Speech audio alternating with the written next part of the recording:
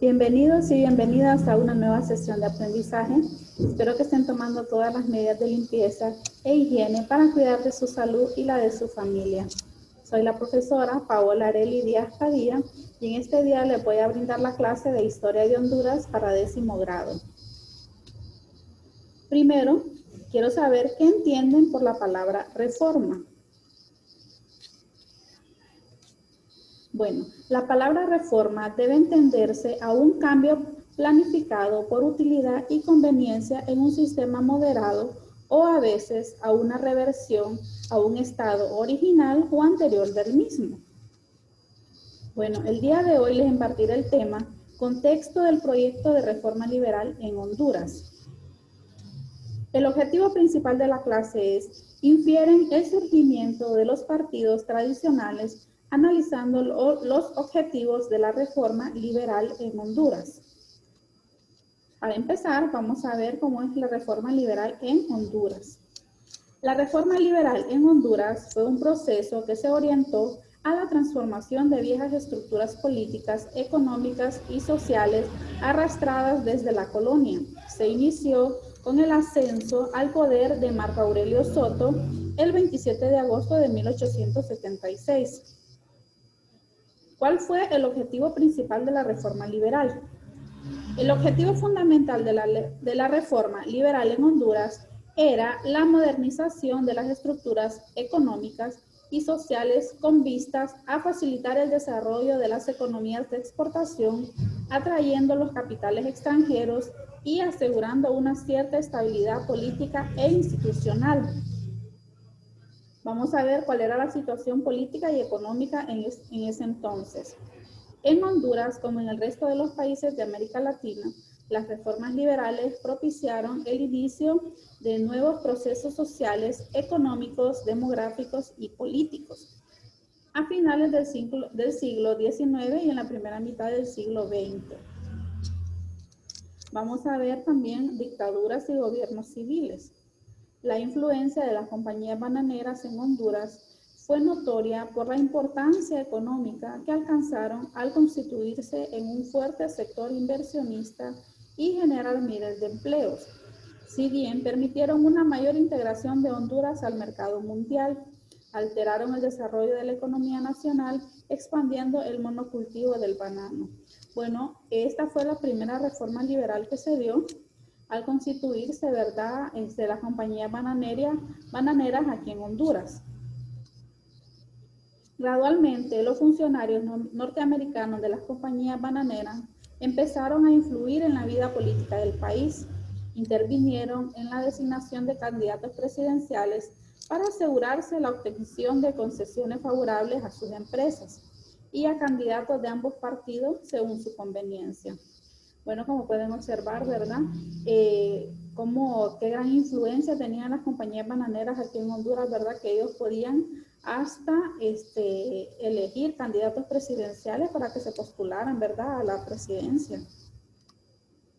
Las primeras décadas del siglo XX se caracterizan por la inestabilidad y la violencia. En las elecciones de 1932 triunfó el nacionalista Tiburcio Carías Andino.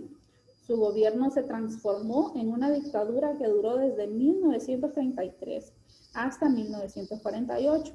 A este periodo se le denominó como cariato, que durante el régimen de Carías las compañías bananeras recibieron concesiones ventajosas y se desató la presión contra los opositores, ¿verdad? Contra los opositores del partido. Este régimen restrictivo y conservador logró consolidar el papel del aparato estatal en la vida nacional y fortaleció el ejército. Además, cesaron las guerras civiles que venían desangrando al país.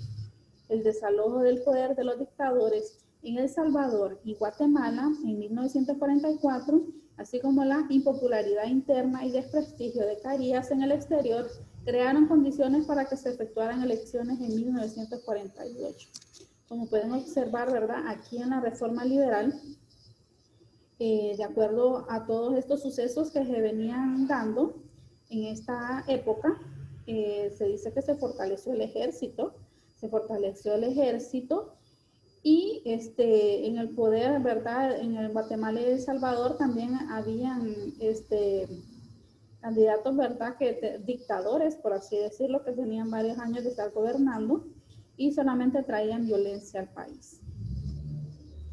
Dictaduras y gobiernos civiles. Por el ámbito de violencia, el Partido Liberal desistió de participar en las elecciones y su candidato, quien era en ese entonces Ángel Zúñiga Huete, se asiló en la Embajada de Cuba y en 1949 asumió el poder el candidato del Partido Nacional, Juan Manuel Gálvez. Bueno, como pueden ver aquí, ¿verdad? El Partido Liberal pues ya no tenía ni voz ni voto con tantas cosas que habían hecho. Y entonces el candidato a la presidencia, que era Ángel Zúñiga Huete, tuvo que pedir asilo en la Embajada de Cuba. En esta época también se dieron cambios políticos y movimientos sociales. A partir de 1949 hubo cierta apertura democrática. En ese contexto se dio la huelga bananera de 1954. En este año, más de 300.000 obreros de las compañías bananeras, el 1 de mayo iniciaron las huelgas en demanda de mejores salarios y condiciones de trabajo. Es por eso que en Honduras cada 1 de mayo se celebra el Día del Trabajador, por esta razón, porque desde entonces, ¿verdad?, en las compañías bananeras hubieron huelgas y después de eso se hicieron las reformas y se hicieron códigos para el trabajo, ¿verdad? Y todos los beneficios que tenemos ahora. Este movimiento tuvo lugar en las zonas de La Lima, El Progreso, La Ceiba, Tela y Puerto Cortés. Estos fueron los lugares, ¿verdad?, donde se hizo la huelga. También dice, la huelga finalizó en los primeros días de julio con la satisfacción parcial de las demandas de los obreros.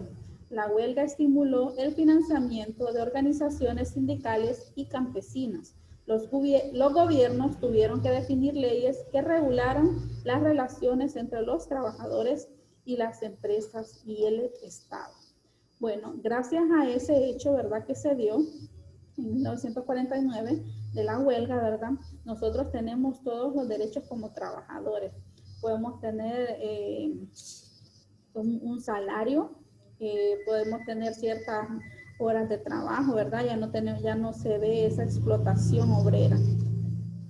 Durante este gobierno se dictaron leyes laborales y en 1956, al pretender legalizar su gobierno antidemocráticamente, Lozano es depuesto por las Fuerzas Armadas el 21 de octubre de 1956. Con este golpe de Estado, la institución armada inició su irrupción directa en la vida política del país. Aquí es como pueden observar, ¿verdad? Aquí se da un golpe de Estado. Y en los campos bananeros, en 1954, tuvo lugar el primer gran movimiento huelguístico en Honduras, del cual se derivaron varias conquistas. Bueno, hubieron dos principales precursores, ¿verdad?, de la reforma liberal en Honduras. El primero es Ramón Rosa, y fue un destacado abogado, periodista, político y escritor liberal de la segunda mitad del siglo XIX. Y es el principal ideólogo de la reforma liberal. Y también ayudó a editar la Gaceta, ¿verdad?, el primer periódico nacional de aquí de Honduras, y que fue titulado En la Paz. Y también está, ¿verdad?, Marco Aurelio Soto. Produjo el estallido de la reforma liberal de Honduras junto con su primo Ramón Rosa. Reestructuró la economía política y social del país. El gobierno de Soto dictó los códigos civiles de comercio, de minería, de procedimiento de aduana, ley de tribunales, así como nuevos en la Constitución en 1880, y que todas son de inspiración liberal. Bueno, ahora vamos a ver cuáles fueron las estructuras, ¿verdad?, de la reforma liberal. Entre esos procesos están la estructura económica, la estructura política, la estructura judicial, la social y la educativa. En la estructura económica tenemos como ejemplo, ¿verdad?, el asentamiento de varias compañías transnacionales. Tenemos el reparto y venta de tierras para la implantación del cultivo del café. Tenemos también la apertura de bancos y el impulso del comercio, ¿verdad? Como pueden observar en la imagen de la izquierda, es el primer Banco Nacional de Honduras.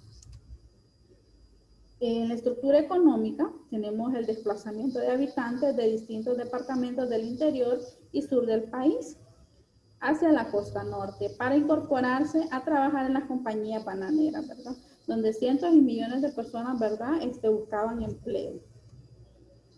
También está el resurgimiento de la actividad minera, la construcción de carreteras y caminos, y en la estructura política tenemos la configuración del Partido Liberal y del Partido Nacional de Honduras, ¿verdad?